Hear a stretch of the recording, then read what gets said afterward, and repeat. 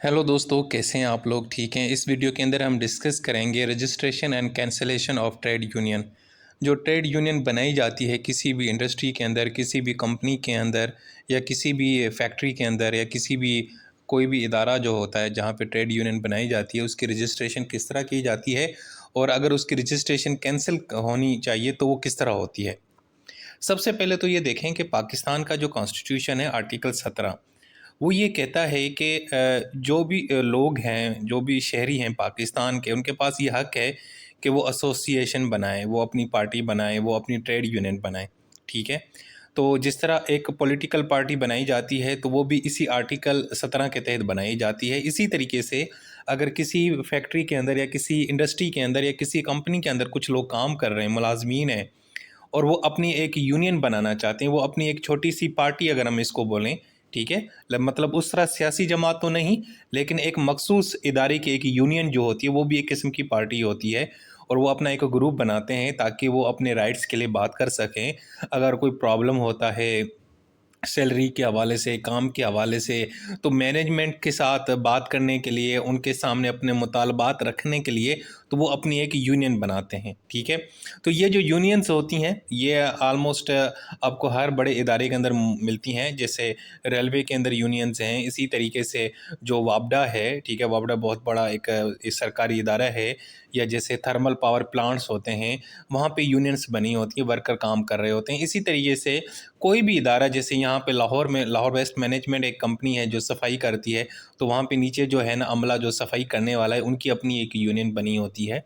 तो इस तरह की यूनियंस हमें हर जगह नज़र आती हैं, कहीं भी किसी भी फैक्ट्री के अंदर या इंडस्ट्री के अंदर जहाँ पे मुलाजमीन या जो मज़दूर लोग काम कर रहे होते हैं। तो यूनियन बनाने का मकसद सिर्फ यही होता है कि अपने इंटरेस्ट को प्रोटेक्ट करना, इन फ्यूचर अगर कोई पंगा हो जाता है, इशू हो जाता है, ताकि वो जनाब अपने मुतालबात मैनेजमेंट के सामने या जो इंडस्ट्री के जो मालिकान हैं उनके सामने रख सकें। ठीक है जी। और दूसरा ये है कि कोई भी कन्फ्लिक्ट होता है मालिकान के बीच में और मुलाजमीन के बीच में, तो उसको किस तरह सॉल्व करना है। तो इस हवाले से जो पंजाब इंडस्ट्रियल रिलेशन एक्ट है 2010, वो भी हमें जो बताता है कि किस तरह आप एक ट्रेड यूनियन को रजिस्टर करवा सकते हैं, किस तरह उसकी रजिस्ट्रेशन कैंसिल भी हो सकती है। ठीक है। तो सबसे पहले तो देखें कि जो सेक्शन 3 से लेकर 12 जो है ना, वो डील करता है इस सारे प्रोसेस को। ट्रेड यूनियन की जो रजिस्ट्रेशन है, उनकी कैंसिलेशन है, वो सारा। अब ट्रेड यूनियन की डेफिनेशन क्या हो सकती है? इट इज़ एन ऑर्गेनाइजेशन, ये एक ऑर्गेनाइजेशन है। ठीक है। कौन बनाता है? वर्कर्स बनाते हैं। कौन से वर्कर्स? जो किसी इंडस्ट्री के अंदर काम करते हैं। ठीक है। और ताकि वो अपने मुतालबात, अपने राइट्स के लिए बात कर सकें। ठीक है। ताकि वो अगर उनका कोई कोई भी उनका राइट है, अगर वो उनको उनका हक नहीं मिल रहा, तो वो इस अपनी यूनियन के ज़रिए आवाज़ उठा सकते हैं। ठीक है। जैसे देखें कि आप अगर अलग अलग अपने लिए आवाज़ उठाएंगे तो उसकी कोई वक़्त नहीं होती, लेकिन जब आप मिल के एक ग्रुप बना के, एक यूनियन बना के, एक अपनी पार्टी बना के जब आवाज़ उठाते हैं, तो फिर उसकी अहमियत भी बढ़ जाती है और आपको अपने हकूक़ भी मिल जाते हैं। ठीक है।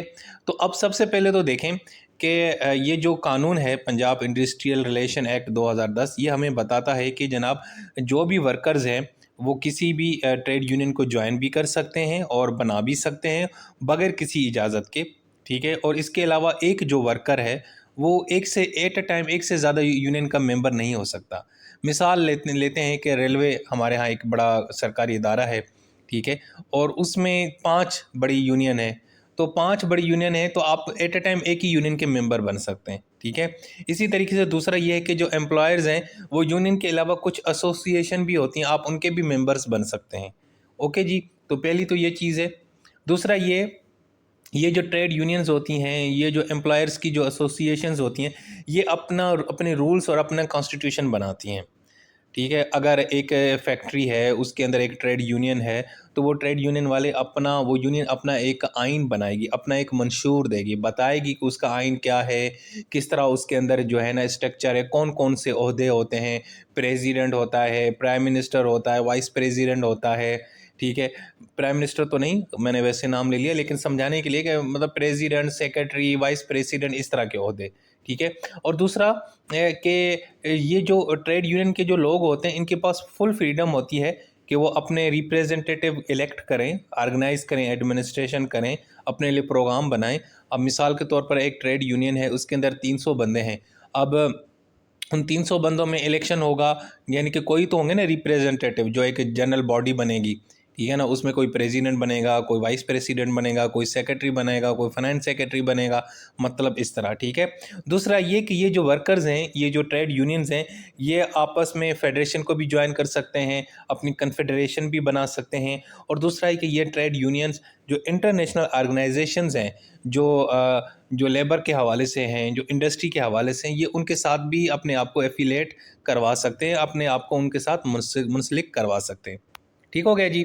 अच्छा जी, अब हम देखते हैं रजिस्ट्रेशन। मिसाल के तौर पर एक एक फैक्ट्री है, वो जो है ना जनरेटर बनाती है, और बहुत बड़ी इंडस्ट्री है, और वहाँ पे कोई हज़ार के लगभग जो है ना मज़दूर काम करते हैं। वो चाहते हैं कि यार हम अपने हकूक़ के लिए अपने अब हमें एक ट्रेड यूनियन बनानी चाहिए।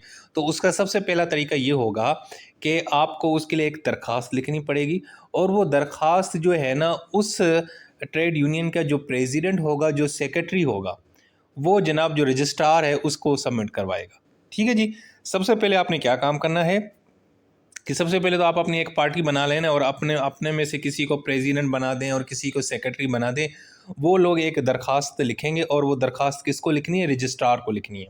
अच्छा जी, वो दरख्वास्त उसमें क्या होगा? उसमें अपनी जो ट्रेड यूनियन है उसका नाम बताना है, बताना है, और उसकी हेड ऑफिस का एड्रेस देना है, किस तारीख को वो बनी वो बताना है, डिटेल बतानी है कि कौन कौन से यहाँ पे ओहदे हैं, ऑफिस बियरर्स हैं, ठीक है। और दूसरा ये कि जो टोटल जितनी मेंबरशिप है, पेड है, उनकी स्टेटमेंट देनी है, ठीक है। और उस इंडस्ट्री और की इंफॉर्मेशन देनी है जहाँ पे ये इंडस्ट्री काम कर रही है। इसके अलावा जो दूसरी जो है ना रजिस्टर्ड ट्रेड यूनियंस हैं, उनकी भी इंफॉर्मेशन देनी है, एड्रेसेस देनी है, और अपना उस ट्रेड यूनियन का कोई कॉन्स्टिट्यूशन होगा, कोई मंशूर होगा, और उनके रेजोल्यूशंस होंगे, करारदाद होंगी, उनकी कॉपीज़ भी आपने जनाब वहाँ पे सबमिट करवानी है। यानी सिंपल यार, आपने एक दरख्वास्त देनी है, अपने ट्रेड यूनियन के बारे में नाम बताना है, ओहदे बताने हैं, कहाँ एड्रेस है, क्या मकसद है, उसका कॉन्स्टिट्यूशन, किस इंडस्ट्री में आप काम करते हैं, ये सारी चीज़ें आपने मेंशन करनी है उस दरख्वास्त के अंदर।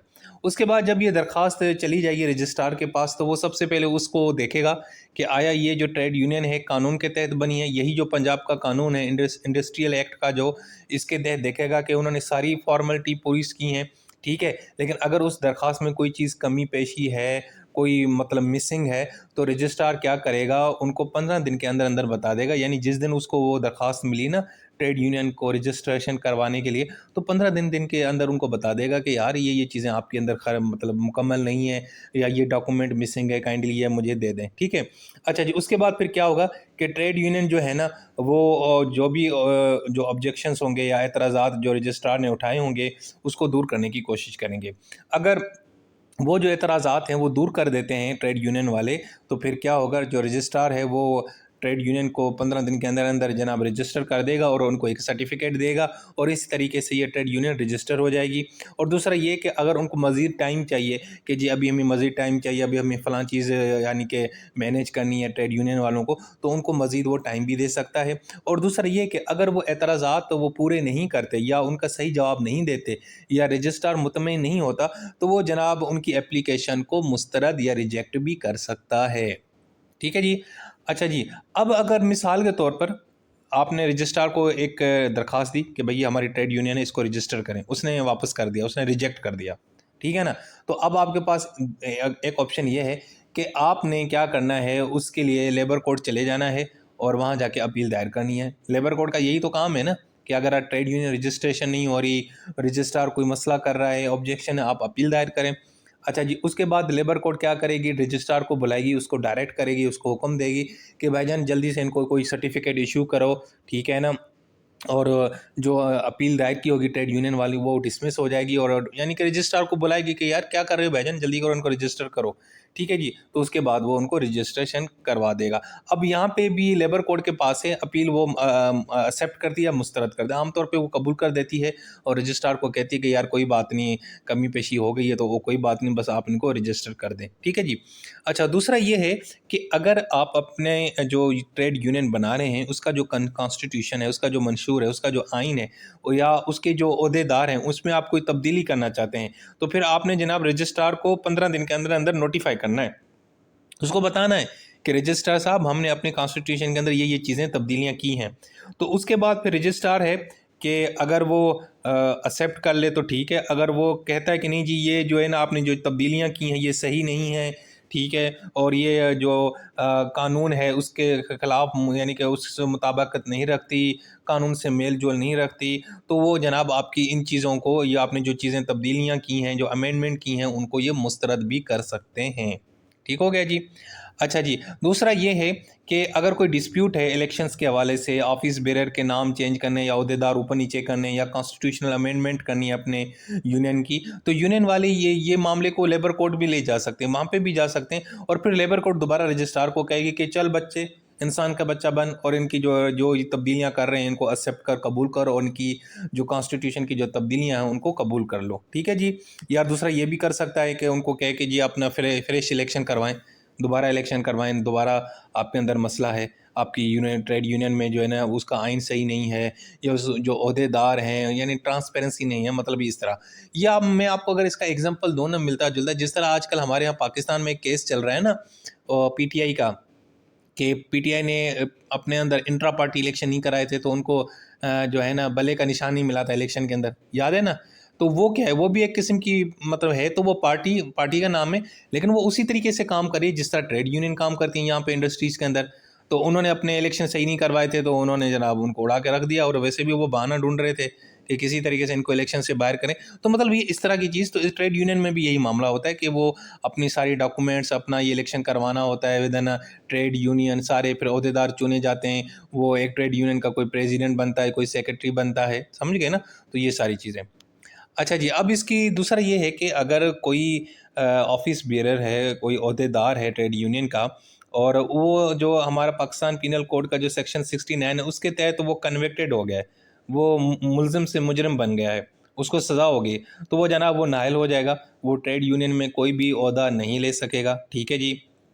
दूसरा ये कि जो ट्रेड यूनियन है ना अपने अपने डॉक्यूमेंट्स को मेंटेन करके रखेगी, अपना रिकॉर्ड को। सबसे पहले एक रजिस्टर में यानी कि मेंबर रजिस्टर होगा, जिसके अंदर ईच मेंबर की डिटेल्ड होगी कि कौन कौन से मेंबर हैं, उनकी एड्रेस क्या हैं, और उनकी सब्सक्रिप्शन की जो पेमेंट्स वगैरह हैं वो आपने बतानी है। अपने अकाउंट्स को मैनेज करना है, अकाउंट्स बुक बनाना, पता चले आपने एक यूनियन बनानी है तो उसके अकाउंट्स का भी आपके पास इंफॉर्मेशन होता है, तफजील हो कि कितना खर्चा किया, कितना रेवेन्यू कहाँ से जनरेट होता है, सारा कुछ। और दूसरा ये कि जो भी आपकी मीटिंग्स होती हैं उनको आपने रिकॉर्ड करना है, कि जो मीटिंग्स के जो मिनट्स होते हैं वो आपने रिकॉर्ड करने हैं, बताने हैं, ताकि भाई ये करना है। ठीक है, इसका मकसद सिर्फ यही होता है कि ये ट्रांसपेरेंसी रहे, अकाउंटेबिलिटी रहे, पता चले कि यार एक ट्रेड यूनियन है, अच्छे से काम करिए, अपनी मीटिंग करती है तो वो रिकॉर्ड करती है, अपने अकाउंट्स को मैनेज करके रखती है, और दूसरा ये है कि अपने सारे मेंबर्स की उसके पास इंफॉर्मेशन मौजूद है, और वो जो पेमेंट वगैरह देते हैं, वो फ़ीस वगैरह जो जमा कराते हैं, जो भी देते हैं, वो सारा कुछ इनके पास है। तो ये सारी चीज़ें करना है एक ट्रेड यूनियन को। ठीक है जी। अब देखते हैं कि ट्रेड यूनियन अगर उसकी रजिस्ट्रेशन कैंसिल किस तरह होती है। अच्छा जी, सबसे पहला जो ये है कि अगर ट्रेड यूनियन ये जो कानून है उसकी खिलाफ वर्जी करती है, कानून के ऊपर अमल नहीं करती, ये जो पंजाब इंडस्ट्रियल रिलेशन एक्ट 2010 है, और ट्रेड यूनियन जो है ना उसकी किसी प्रोविज़न या सेक्शन या रूल को जो है ना उसके ऊपर अमल नहीं करती, उसकी खिलाफ वर्जी करती है, तो उस सूरत में भी आपकी जो ट्रेड यूनियन है उसकी रजिस्ट्रेशन कैंसिल हो जाएगी। इसके अलावा कि ट्रेड यूनियन अपने ही कॉन्स्टिट्यूशन की वायलेशन करे, यानी ट्रेड यूनियन ने क्या किया, अपना एक आइन बनाया। जैसे हमारे यहाँ जितनी सियासी जमातें अपना एक मंशूर पेश करती हैं, अपना एक आइन बनाती हैं, पीटीआई का अपना आइन है, पीपल्स पार्टी का अपना है, नून लीग का अपना है, इसी तरीके से ट्रेड यूनियन वालों के भी अपने अपने आइन होते हैं, मंशूर होते हैं। अगर आप उसके ऊपर अमल नहीं कर रहे और उसकी खिलाफ वर्जी कर रहे हैं तो तब भी आपकी रजिस्ट्रेशन कैंसिल हो जाएगी। इसी तरीके से कि दूसरा ये कि आप इनकंसिस्ट हैं, जो कानून है, जो एक्ट है, जो रूल्स हैं, कभी अमल करते हैं, कभी नहीं करते, कभी टोपी ड्रामा करते हैं, कभी नखरे दिखाते हैं, तो उस सूरत में भी आपकी रजिस्ट्रेशन कैंसिल हो सकती है। ये ग्राउंड्स हैं। लेकिन कुछ स्पेसिफिक सर्कमस्टांसेस भी हैं। मिसाल के तौर पर आप ट्रेड यूनियन खुद अपने आप को डिसॉल्व कर ले, ख़त्म हो जाए, मतलब पार्ट अपनी ट्रेड यूनियन तोड़ दें, तहलील कर दें, तो उस सूरत में भी ऑटोमेटिक उसकी रजिस्ट्रेशन कैंसिल हो जाएगी। दूसरा ये है कि जो रेफरेंडम होता है उसमें आप पार्टिसिपेट नहीं करते, तो उस सूरत में भी, और वो रेफरेंडम किस लिए होता है, वो कलेक्टिव बार्गेनिंग एजेंट के लिए होता है, सॉरी, कलेक्टिव बार्गेनिंग एजेंट के लिए होता है। अब ये क्या चीज़ है ये मैं आपको नेक्स्ट वीडियो में बताऊंगा कि कलेक्टिव बार्गेनिंग एजेंट क्या होता है। उसके लिए एक रेफरेंडम करवाया जाता है इंडस्ट्री के अंदर, ट्रेड यूनियन के बीच में। तो अगर आप उसमें पार्टिसिपेट नहीं कर रहे तो तभी आपकी मेंबरशिप कैंसिल हो जाएगी। और दूसरा ये है कि आप क्या करते हैं, आप अप्लाई नहीं करते, यानी आपकी अब रजिस्ट्रेशन हो गई है, 2 महीने हो गए हैं, आप रजिस्ट्रेशन आपकी हो चुकी है, लेकिन उसके बावजूद आप जनाब जो है ना वो कलेक्टिव बार्गेनिंग एजेंट के लिए जो है ना उसका जो इलेक्शन है उसके लिए अप्लाई नहीं करते, उस सूरत में भी आपकी रजिस्ट्रेशन कैंसिल हो जाएगी। और दूसरा ये है कि जब भी रेफरेंडम हुआ है, अगर 2 कंसेक्टिव रेफरेंडम में आपको 15% से कम वोट पड़े हैं, जो इलेक्शन वो रेफरेंडम होता है कलेक्टिव बार्गेनिंग एजेंट के लिए, तो उस सूरत में भी आपकी मेंबरशिप ऑटोमेटिकली क्या हो जाएगी, कैंसिल हो जाएगी। अच्छा जी, अब ये कैंसिल, ये अब मैंने आपको ग्राउंड्स बताई, ये वजूहात बताएं, लेकिन अब इसका प्रोसीजर कैसे होगा। सबसे पहले जनाब क्या, मुझे ये बताओ, जो ट्रेड यूनियन है उसकी रजिस्ट्रेशन कौन करता है, रजिस्ट्रार। तो भाई साहब वही उनकी कैंसिल रजिस्ट्रेशन को कैंसिल भी करेगा। वो क्या करेगा, सबसे पहले एक रिटन में कंप्लेंट दायर करेगा लेबर कोर्ट में, लेबर कोर्ट में एक दरख्वास्त देगा, शिकायत लगाएगा कि ये ट्रेड यूनियन वाले बहुत यानी कि सही बंदे नहीं हैं, ये फ़लाँ चीज़ अमल नहीं करते, कभी आइन पे अमल नहीं करते, अपने पे अपनी ट्रेड यूनियन का आइन पे, कभी कानून की खिलाफ वर्जी करते हैं। मतलब जो भी शिकायतें होंगी वो वहाँ के लेबर ग्राउंड्स में बताएगा, और ग्राउंड्स बताएगा कि जनाब इन ग्राउंड्स के ऊपर हम इनको ना कैंसिल करने जा रहे हैं, ठीक है। उसके बाद लेबर कोर्ट क्या करेगी, एक इंक्वायरी बिठाएगी, इंक्वायरी करेगी कि रजिस्ट्रार ने जो शिकायत लगाई है इनके खिलाफ, इनके ऊपर ज़रा कार्रवाई करें, इंक्वायरी करें, पता चलें वाकई रजिस्ट्रार साहब कहीं झूठ तो नहीं बोल रहे, ठीक है। और अगर इंक्वायरी हो भी जाती है और अगर वाकई साबित हो जाता है कि ट्रेड यूनियन वालों ने वाकई ये गलत काम किया है और जो जो चीज़ नहीं करनी चाहिए थी उन्होंने किया है, तो उस सूरत में उनकी रजिस्ट्रेशन कैंसिल हो जाएगी। लेकिन अगर इंक्वायरी हो जाती है और लेकिन रजिस्ट्रार खुद से अगर उसको कुछ ऐसे ग्राउंड्स मिल जाते हैं सॉलिड किस्म के, तो वो खुद से भी उनकी रजिस्ट्रेशन कैंसिल कर सकते हैं। मिसाल के तौर पर अगर ट्रेड यूनियन खुद डिज़ोल्व हो जाए, तो अब उसमें तो रजिस्ट्रार को ना अदालत की भी ज़रूरत नहीं है, वो खुद ही उनको कर देगा। या दूसरा ये कि रेफरेंडम में वो पार्टिसिपेट नहीं करते, तो उस सूरत में भी रजिस्ट्रार साहब चीता बन जाएगा, शेर बन जाएगा, और उनकी जो है ना रजिस्ट्रेशन उनको कैंसिल करेगा, ठीक है। तो इसमें यानी हाँ, लेकिन ये है जब भी वो कैंसिल करेगा तो रिटर्न में बताएगा और रीज़न्स ज़रूर बताएगा, रिकॉर्ड करेगा कि भाई ये रीज़न्स हैं, इस वजह से हम इनकी रजिस्ट्रेशन जो है ना वो कैंसिल कर रहे हैं। सो दोस्तों, ये थी हमारी एक और वीडियो, बहुत ही आसान टॉपिक, मज़े का, मक्खन, ईजी।